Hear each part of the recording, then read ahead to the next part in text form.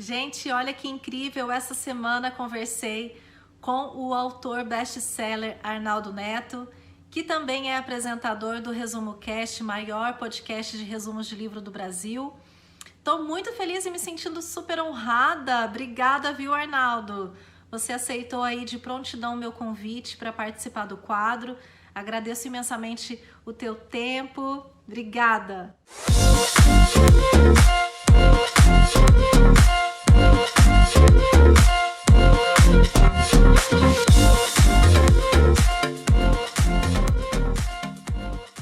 Já começa essa entrevista dizendo que gosto muito da tua abordagem, né, sobre propósito.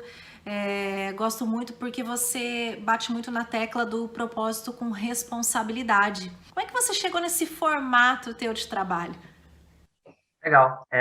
Obrigado por falar sobre isso. Acho que a grande diferença do meu segundo livro para o primeiro é essa maturidade, essa responsabilidade, né?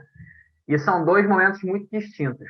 No primeiro livro, eu já era um mentor, coach, palestrante a respeito do tema, até com algum sucesso, né? Mas um sucesso muito local. Aqui onde eu moro, no Rio de Janeiro, no Leblon, é difícil você passar por alguma esquina sem que tenha algum negócio no qual eu não palestrei ou treinei colaboradores, ou passar por alguma esquina na qual não tenha algum morador ou amigo que eu acabei também mentorando. Só que acontece uma coisa, e o Leblon, eu amo o Leblon, moro aqui, enfim, já eles estão aqui, mas ele é a bolha da bolha, da bolha, da bolha, da bolha, da bolha, da bolha. Então, embora seja muito bacana você poder ajudar as pessoas de onde você mora, quando você se compromete a escrever um livro, que é uma plataforma que não tem fronteiras, tem que existir também a responsabilidade de falar com quem pode estar sendo, né, atendido com aquele conteúdo. O primeiro livro mudou muitas vidas. O primeiro livro vendeu mais de 10 mil cópias. O primeiro livro tem mais de 200 reviews na Amazon, todos 5 estrelas. Mas ainda assim eu acho uma obra limitada e muito, eu diria, etnocentrista. Do primeiro livro para o segundo, eu entrei para o Resumo Cast, né, o maior podcast de livros do Brasil, com uma audiência diversa, plural, de 30 mil ouvintes por episódio.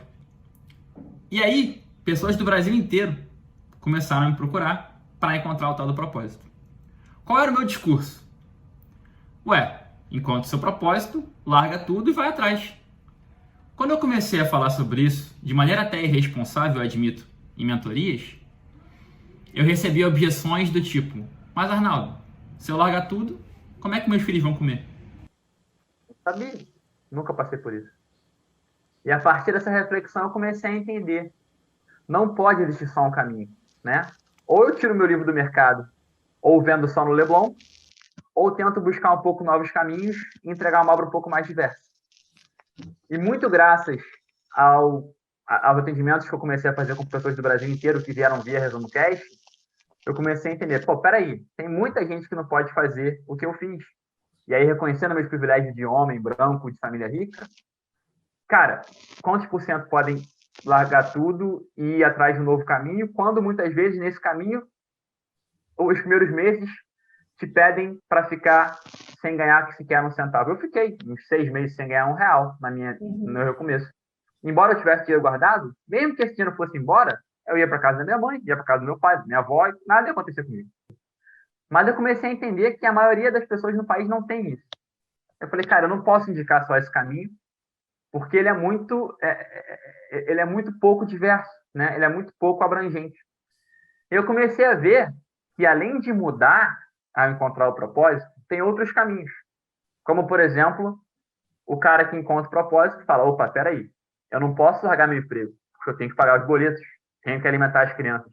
Mas eu posso, de manhã, de noite, no fim de semana, começar um novo negócio e, eventualmente, quando esse segundo negócio começar a dar algum retorno, fazer a transição ou conciliar para sempre.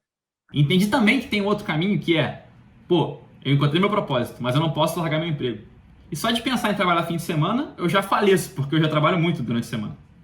Então, que tal trazer meu propósito porque eu já faço? Seja mudando de área, ou simplesmente fazendo o que eu faço, mas ressignificando minha realidade.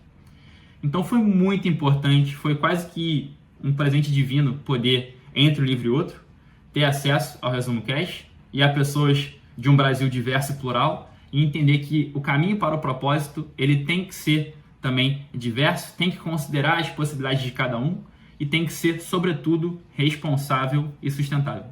Imagina que um pai de família, com 3 filhos e 3 empregos, um para cada filho, vai numa palestra motivacional de um homem branco, rico, privilegiado, que nunca teve que passar dificuldade na vida, tem uma família rica e nunca teve nenhum tipo de dificuldade em relação a dinheiro, moradia ou alimentação. E esse palestrante fala, olha, larga tudo, encontre seu propósito, foi o que eu fiz e é a melhor coisa do mundo. Esse pai, motivado por aquela oratória, aquela retórica do palestrante, vai para casa, não dorme à noite pensando em tudo. Dia seguinte, liga para os 3 chefes, larga os 3 empregos. 3 meses, está esse pai na rua com os filhos pedindo esmola, né? Então, é um exemplo fictício, mas que pode ter acontecido em algum lugar, porque esse é o perigo que acontece quando você vai para um palco falar de propósito sem considerar a pluralidade e a diversidade do seu público. Sim, inclusive eu ouvi também esse episódio no Resumo Cast e até se você me der a liberdade para te perguntar, porque nesse mesmo resumo você fala de uma forma muito superficial que você também passou por um momento muito obscuro nesse processo da busca pelo teu propósito, né? Você pode me falar um pouquinho sobre essa tua experiência, esse teu momento? Eu, em 2015 e 2016, tinha uma agência de marketing digital junto com sócios maravilhosos e comecei a ter algum sucesso com clientes bem bacanas e comecei a ser muito convidado para dar palestras em faculdade. Ah, legal. Algo muito interessante acontecia ao dar essas palestras. Era como se no final delas um anjo sussurrasse no meu ouvido: você encontrou o seu lugar. Atenção com isso. Durante muito tempo eu não escutei esse anjo.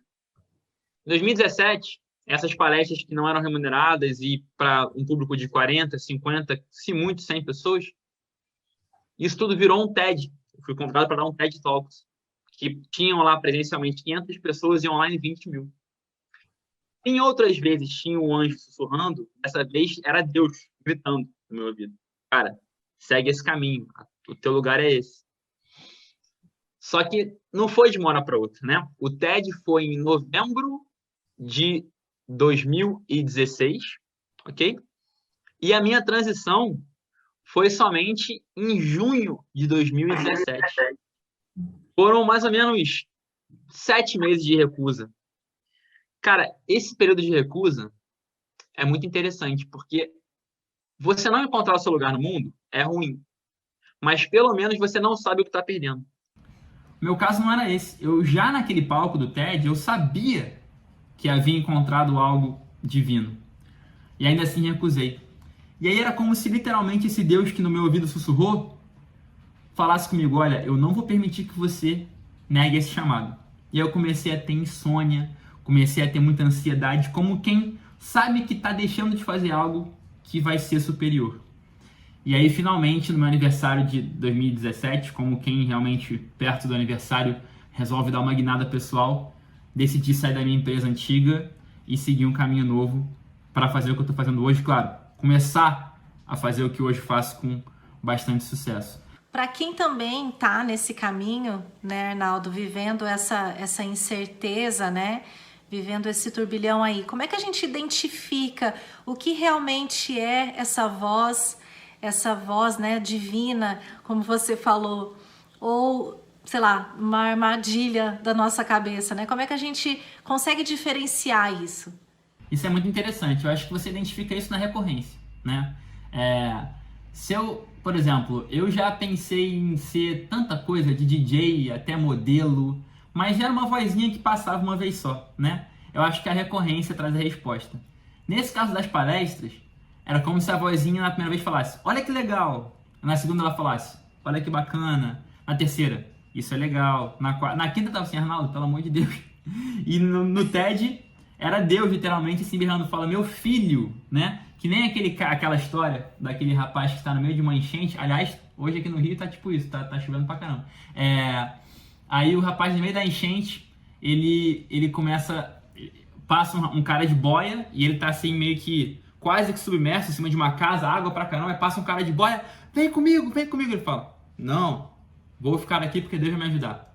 Aí passa o cara da boia. Aí depois passa um cara de barco, vem comigo. Ele, não, ficarei aqui porque Deus vai me ajudar. Aí passa a lancha, passa o Titanic, passa helicóptero, avião, e até que o cara morre afogado, né? Aí o cara chega no céu e fala, Deus, você não me ajudou? Deus fala, tá de brincadeira, né? Mandei boia, mandei barco, mandei... Enfim, eu acho que Usou tudo, né? a recorrência dos sinais é o que vai falar se realmente é um grande sinal ou se é apenas um objeto brilhante que está querendo roubar a tua atenção. Isso acontece. No caminho do propósito, alguns brindes de prateleira podem aparecer para tirar sua atenção. E acho que a resposta, se é de fato só uma distração ou de fato propósito, muito boa sua pergunta, é a recorrência, né? No meu caso, toda vez que eu subia no palco, acontecia de novo esse chamado. Então, chega uma hora que não tem mais como você negar. Você fala muito sobre propósito para empreendedores, né? E qual que é a diferença, Arnaldo?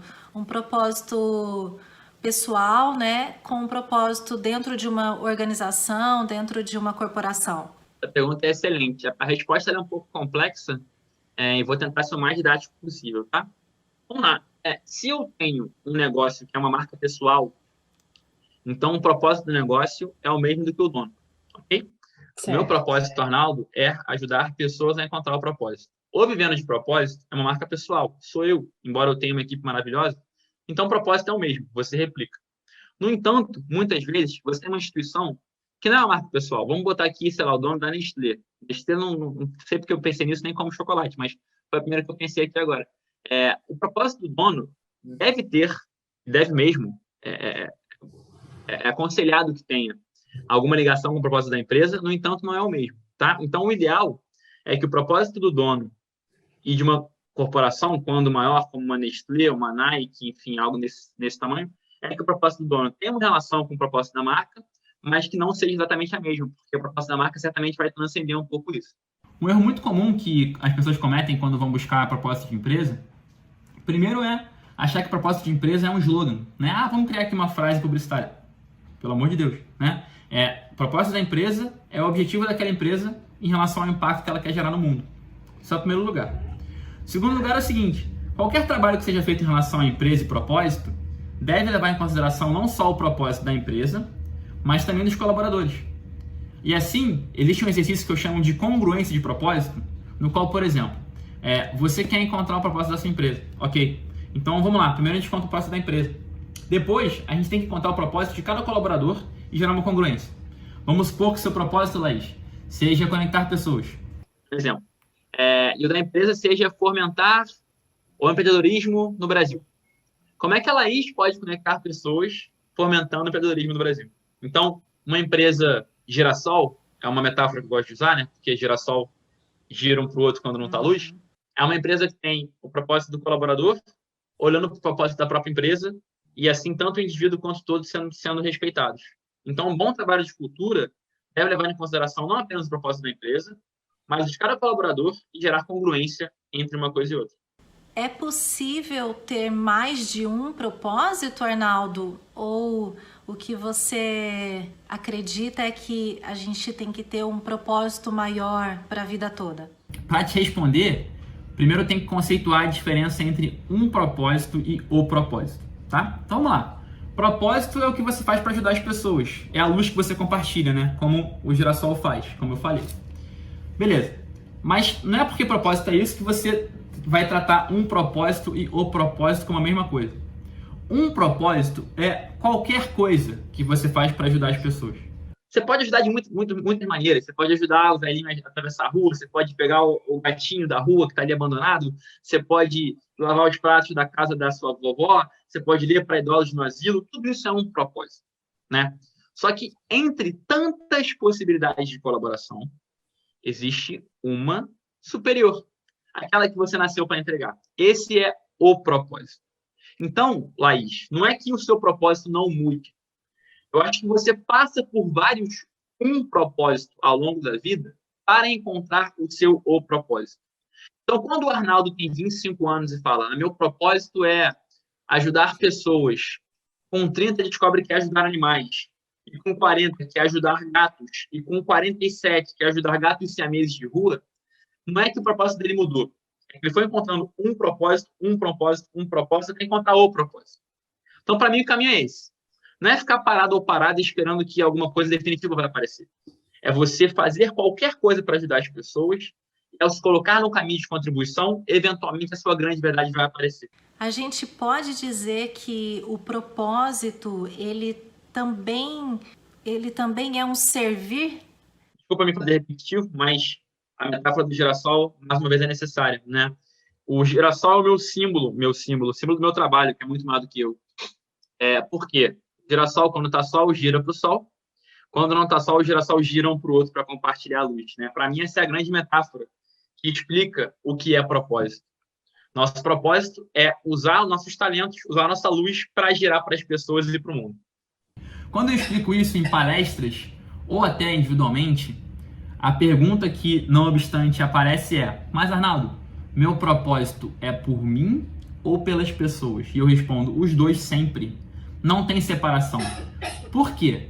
Quando você faz pelo outro, faz por si mesmo. Afinal, não existe maneira mais fácil de se realizar do que fazer o bem a alguém, né? Quando você faz o bem para alguém, você se sente bem imediatamente. Mas ao fazer por si mesmo, também faz pelo outro, porque aumenta o seu valor interno e tem mais para entregar. Para fechar, é a diferença entre propósito e felicidade, né? A felicidade, ela é um prêmio de uma vida com propósito. A felicidade é a consequência de uma vida de propósito. Quando você acorda falando tenho que ser feliz, você acaba entrando numa busca incessante e até egoísta por felicidade. E aí, vai no restaurante caro, paga aquela festa atrás do teu crush, e eventualmente no restaurante a comida é ruim, ou na festa o teu crush dá bola para outra pessoa e não para você, e aí você fica decepcionado, né? Então, uma busca por felicidade te leva a isso, decepções. Já buscar o propósito, em vez de você focar em maneiras individuais de ser feliz, você busca colaborar, deixar legado. E aí, como consequência, como prêmio disso, vem a felicidade. A metáfora aqui só pode ser aquela famosa e batida, em vez de você buscar borboletas, você cuidar do jardim para que elas venham até você, né? A dinâmica entre propósito e felicidade é essa. Você busca viver com propósito, com serviço, e a felicidade vem como um prêmio. Sabe uma coisa que eu também queria te perguntar, Arnaldo? Você acha que as pessoas acabaram romantizando esse tema? Porque eu vejo que, assim, até acho que é por isso que eu gosto muito da tua abordagem, mas você fala de propósito e traz muito para racionalidade, né? Existe propósito em terra firme. Você acha que acabou acontecendo o contrário por aí? Acho que o grande erro de avaliação a ser feito sobre o propósito, um erro talvez inocente, até infantil, é achar que a descoberta dele tornará tudo fácil. Não. Ao descobrir o propósito, você terá um motivo para superar dificuldades que continuarão existindo. Às vezes até maiores, porque você está buscando algo muito profundo. Grande exemplo disso não pode ser outro senão Viktor Frankl, autor do livro Em Busca de Sentido, né? Um terapeuta que sobreviveu ao Holocausto e fala sobre isso, que um propósito não é o que torna a vida fácil, mas sim o que te dá um motivo superior para superar dificuldades, como as que ele superou. Então não espere que um propósito vá tornar os dias fáceis, dias de sol, dias sem trânsito. Pelo contrário, um propósito vai sim continuar te trazendo dias difíceis, mas a diferença é que agora você tem um motivo superior para superá-los. Quais são as ferramentas no dia a dia mesmo? O que as pessoas podem fazer no dia a dia delas mesmo para encontrar esse propósito? Excelente pergunta. Uma resposta fácil e até estratégica para mim seria meu livro, né? Assim, sem querer ser marqueteiro aqui, os 3 P's de propósito, até mais do que o Vivendo de Propósito, toda a minha obra tá ali, tudo assim, eu me entreguei de corpo e alma para esse livro. Mas claro, se você não quer comprar ou se você tá com pressa e quer uma dica um pouco mais rápida, eu não vou te deixar na mão, não, vou falar. Tem vários caminhos para você encontrar o propósito. Você pode buscar nos seus talentos, seus valores, suas paixões, mas nenhum deles tão assertivo quanto suas dores. A gente passa por algumas coisas em vida para aprender com elas e ajudar outras pessoas a não passarem pelo mesmo, né? O Viktor Frankl, que eu dei aqui um exemplo, foi isso. Ele passou lá pelo Holocausto, algo terrível, sobreviveu E com a dor dele, ele aprendeu sobre isso e, consequentemente, passou a escrever para pessoas para que elas pudessem também superar as próprias dores. Eu passei por isso, claro, em nível muito menor, e durante muito tempo não soube o meu propósito, entendi, descobri, e já estou para ajudar outras pessoas também a não passarem pelo mesmo. Um outro exemplo um pouco mais lúdico é da mitologia grega, que é Quiron, que era um semideus, que foi punido pelos deuses porque cometeu lá um pecado contra o Olimpo, e Quiron foi punido com uma flechada na perna, e como fruto da flechada, uma ferida que nunca sarava. E aí Quiron ficava dia e noite lá tentando curar a ferida e nada. Até que um dia, passa por Quiron um rapaz com um ferimento igual de dentro. Quiron olhou e falou, ei, você, vem cá. E foi lá e curou o cara, porque embora ele não conseguisse se curar, porque era uma maldição, de tanto tentar, ele conseguia curar pessoas semelhantes. E aí, esse cara curado trouxe um amigo, que trouxe um primo, que trouxe a mãe, que trouxe a tia. De repente, Quiron ganhou significado, e embora não conseguisse se curar, virou o grande curandeiro da região na qual morava. Essa pode ser a sua história. Você pode hoje olhar para a sua dor, mesmo que não 100% curado, como a de Quiron, e ajudar pessoas a não passarem pelo mesmo. Olhando para essa dor, compreendendo os aprendizados únicos que ela te proporciona e ajudando outras pessoas a não passarem por isso. Quando você faz isso, se torna única, porque nenhuma faculdade, nenhum livro, nem o meu vai ensinar para as pessoas o que você aprendeu com a sua dor, com a sua experiência única. Então, olhar para a própria dor e compartilhar com as pessoas o que você aprendeu com ela te torna única, como um médico que pode sair por aí salvando vidas. Faça isso e transforme noites mal dormidas em dias com muito mais significado. Olhe para a sua dor, aprenda com ela e ajude outras pessoas a não passarem pelo mesmo. E eu me lembro que ali no Resumo Cast você fala também sobre o mínimo movimento que a gente deve fazer no nosso dia a dia para identificar isso, né? Precisa existir uma certa contribuição da nossa parte também. Acho que uma maneira de você desromantizar e tornar essa história mais real, ao invés de você buscar inspiração nos filmes e livros e músicas, que eu adoro também, não tem nenhum problema, é você buscar inspirações no dia a dia, na vida real, do seu lado. Eu tenho aqui, eu falo o nome dele, é Luciano, rapaz que trabalha aqui no prédio. Esse cara é um fenômeno. O cara mora longe, pega condução, chuva, e tá todo dia com um sorriso no rosto, brincando, pulando, feliz, com energia. Esse cara é um exemplo de propósito da vida real. Esse cara mostra que o propósito é para todos, não só para quem está em Hollywood ou na lista dos best-sellers. Então, eu acho que uma maneira de você desromantizar esse propósito é você buscar exemplos no seu dia a dia.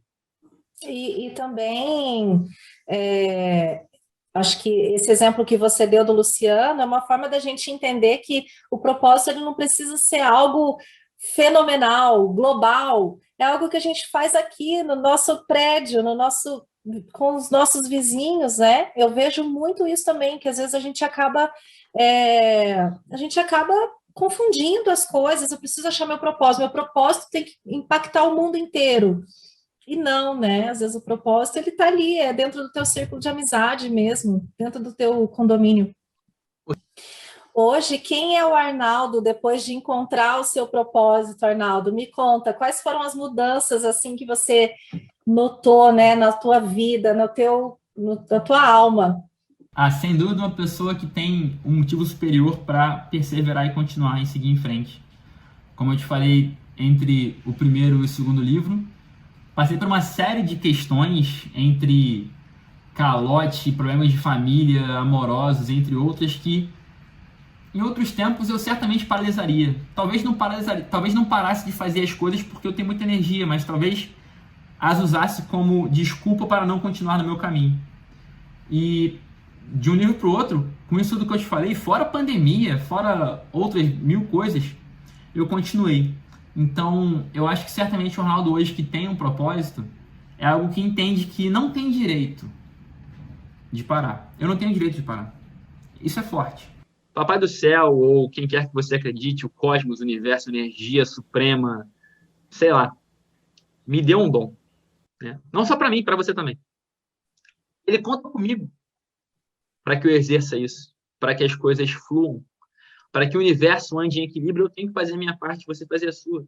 Então ele me deu um dom de observar as coisas e conseguir concluir a respeito delas e colocar em texto, colocar em fala, colocar em comunicação. Ele me deu esse dom. Eu no CA, CA para mim foi entediante, porque a linguagem já existia em mim. Eu aprendi a ler e a escrever sozinho. Ele me deu isso. Eu recebi isso de alguém, de alguma coisa, de algo superior. Eu não vou usar isso para o bem, eu não tenho direito. Eu não tenho direito. Quando você encontra o seu propósito, você entende que você é apenas ou tudo isso. Um receptáculo, uma plataforma de mensagem maior. Hoje eu entendo que eu estou nesse mundo para entregar essa mensagem. E não fazê-lo seria um desserviço comigo, porque se eu não fizer, jamais encontraria significado. Um desserviço com esse Deus, com esse cosmos que me entregou talentos tão nobres, que me entregou também. E um desserviço com você, que conta comigo. Né? Arnaldo, você escreve todos os dias? Sim. Quando é que eu vou saber? Como é que eu vou saber se amanhã é o dia que você mais precisa? E vai que amanhã, o dia que você mais precisa, é justamente o dia que eu não apareço. Eu não tenho direito. Na dúvida, eu apareço sempre. Por mim, por esse cósmos que me deu esses dons, e não só para mim, para você também, e por você, que eventualmente pode precisar deles. Ai, maravilhoso. Falando em escrever, me fala um pouquinho do lançamento do teu último livro, que sensacional. Foi no dia do teu aniversário ou foi um dia antes? Foi, como é que foi a brincadeira? Vamos lá. Foi toda uma estratégia de marketing pensada. Uhum. O lançamento foi no dia 31, para que no dia seguinte eu acordasse best-seller. E também para aproveitar os parabéns e falar, parabéns não, compra lá meu livro. Uhum. Então a gente usou o gancho do aniversário, fez episódio no Resumo Cast, fez um monte de coisa. E, cara, a gente, com 5 horas de lançamento, a gente estava no primeiro lugar da Amazon já. E ficou durante uma semana, deve estar agora lá entre os 10, com certeza ainda. Foi bem interessante, Laís, porque o primeiro lançamento, como toda primeira vez, sem exceção, foi uma coisa mais coordenada, né? Uhum. Mais no tesão, e aí a piada ficou ainda mais pronta, mais na energia, mais na jovialidade. Só que, assim, o primeiro lançamento, cara, depois do dia, eu falei, cara, eu preciso de férias, eu tô exausto, eu tô exaurido. Eu fui individualmente em cada pessoa no WhatsApp, compra.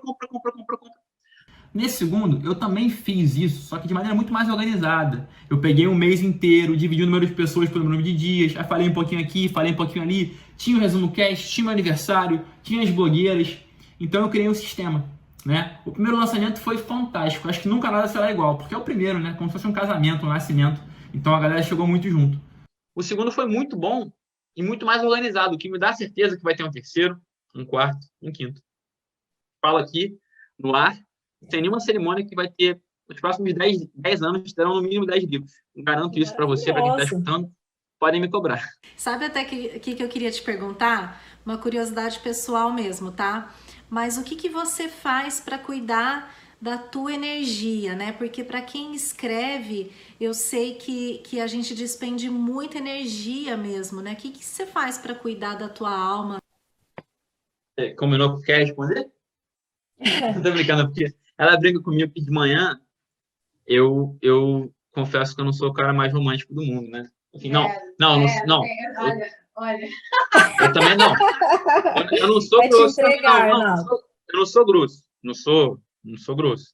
Mas é o mundo dele. Assim. A minha manhã, cara, é muito minha, assim. Então eu acordo, medito, leio 1h30, bebendo muita água, escrevo 1h30 bebendo muita água, faço exercício e tomo banho gelado. Todo dia. Sábado, domingo, segunda, sexta, chovendo, sol. Cara, isso garante minha energia, assim, eu já acordo com uma certa energia, porque eu durmo bem, mas depois da meditação, já dá um up. Depois da água, já dá outro up. Depois de ler, depois de treinar e tomar o banho gelado, eu tô assim, ó, pulsando. Então, esse ritual matinal é impressionante. Eu sou completamente dependente dele.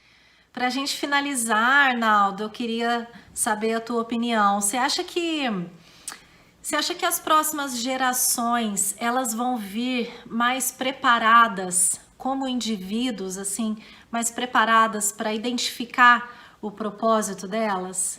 Eu estava falando com a minha mãe hoje sobre... A gente teve uma conversa bem filosófica hoje no almoço, e eu falei que eu não descarto eventualmente um caminho político para mim. Eu não entendo nada de política. Nada. Eu não consigo hoje em dia nem estar numa discussão sobre política. Mas eu entendo que é um lugar muito legal para você ajudar as pessoas, né? E por que um dia eu faria isso? Para poder mexer, possível, no sistema educacional, para que as crianças já no colégio tenham essa preocupação, essa possibilidade. Então, eu espero que seja algo realmente evolutivo e não cíclico, né? O que é o cíclico? Se preocupa ou não se preocupa, né? Vai alternando, como no poder tem às vezes direita, esquerda. E eu espero que seja evolutivo, que cada vez mais essa busca seja presente, para que um dia, de fato, as pessoas cheguem na minha idade e não tenham que ler meu livro, né? O Viktor Frankl fala isso, no que sentido. O Viktor Frankl passou pelo Holocausto, sei lá, anos 30, 40, e até hoje o livro dele é um best-seller, né? Mas ele fala, por mais que seja bom, porque eu vendo o livro, eu não queria que até hoje as pessoas pudessem ler sobre esse assunto. Então, estou aqui para ajudar as pessoas, quanto tempo for, mas eu espero que um dia eu me torne obsoleto, de tanto que as pessoas no colégio, novas, começaram a falar um pouco sobre esse assunto, e quem sabe eu posso ajudar eventualmente em algum outro cargo, ajudá-las a fazer isso de fato. Ah, que demais, Arnaldo. Obrigada mais uma vez por ter aceito o meu convite. É um super prazer para mim poder ter o teu relato aqui no quadro de entrevistas. Sucesso, acompanho você sempre. Vou deixar aqui também as tuas redes sociais para o pessoal poder te acompanhar também. Obrigada mais uma vez, viu? Obrigado, Laís. Para mim é um privilégio, assim, saber que uma mensagem que começou em 2017, morava num quarto escuro, fedorento, calorento aqui no Rio de Janeiro. Comecei a rabiscar algumas coisas sobre propósito lá numa noite insone. Saber que hoje isso já viraram 2 best-sellers, um trabalho assim, que atinge muita gente, a ponto de despertar interesse em você, tão letrada e estudada sobre o assunto, de vir falar comigo, significa o mundo. Assim. Você brincou comigo no começo da entrevista que quis logo fazer isso comigo dessa vez, porque eu vou explodir, depois não vai ter como. Eu vou explodir, mas vai ter como, porque eu faço muita questão de honrar as pessoas que desde o começo acreditaram, acreditam em mim. Claro que você é uma dessas, então, por muito mais entrevistas como essas, sejamos nós onde estivermos, pode contar comigo, tá? E quando vier para o Rio, conta com a gente aí para fazer um treino e também encarar um banho gelado, uma temperatura um pouco mais amena. Beijo em você, beijo em tudo. Tchau, tchau.